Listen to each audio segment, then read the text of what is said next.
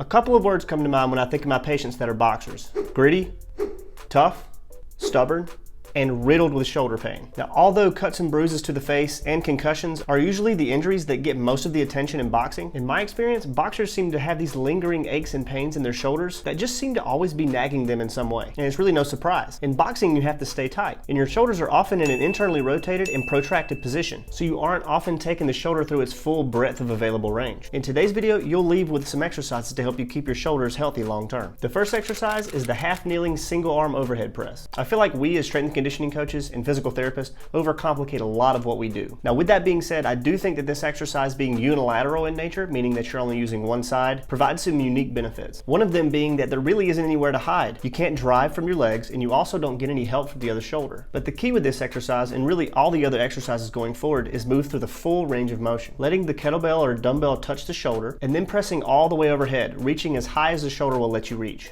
And although it may not seem like a typical rotator cuff exercise, this puts a significant demand on the muscles of the rotator cuff, helping them stay healthy. And number 2 is pull-ups, or lat pull-downs if you can't do a pull-up. Along with the vertical press, I like to incorporate vertical pulling as well. Notice that whenever I do these movements, I'm letting my shoulders elevate as far as they'll go to get a good stretch in the lats and the teres major. And whenever I pull down, I'm letting the bar get as close to my chest as possible, while I open up my chest and bring my shoulder blades together. And this again will bring my scapula through the entirety of its available range. Number 3 is the dumbbell bench press. Barbell bench presses work really well, but I feel I can get a much deeper stretch at the bottom of the press with dumbbells. And for boxers in particular, I think that deep stretch at the bottom needs to be prioritized. As I do these, notice that my hands travel down past the plane of my chest. This wouldn't be possible with a barbell. Working through this deep stretch, again under load, is very important in boxers, since like we mentioned before, they are always in this internally rotated and protracted position. And number 4 is an exercise called black burners. You won't need much weight, if any at all, for this. During this exercise, you simply lie on the ground face down, and you bring your arms from the overhead position all the way behind your back. And really the only cue is trying to keep your hands as far away from the ground as possible. You'll feel this in your posterior delt and in different areas in between your shoulder blades as you go through the movement. It's very likely that this exercise will humble you and expose any range of motion loss that you have the first time you do it. And number 4 is the arm bar. No, this isn't the submission that your jiu-jitsu buddies talk about. It's actually the name of an exercise as well. The arm is in a slightly abducted position,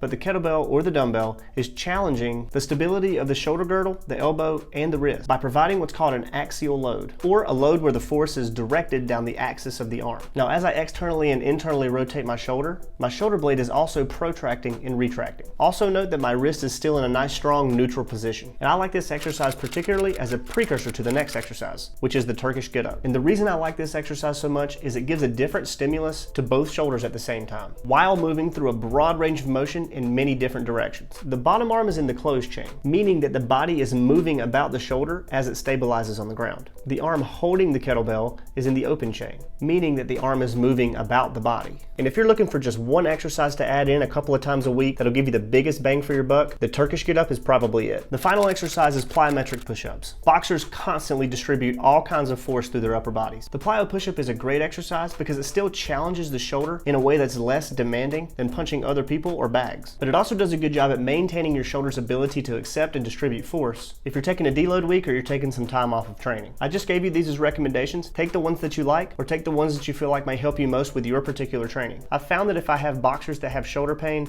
and they just do 1 or 2 of these exercises, maybe even 1 time a week, after a couple of weeks, there's a noticeable change in their ability to bounce back from hard workout. And they begin to notice that nagging shoulder pain starts to slowly go away over time. Thank you guys for watching, and I'll see you next time.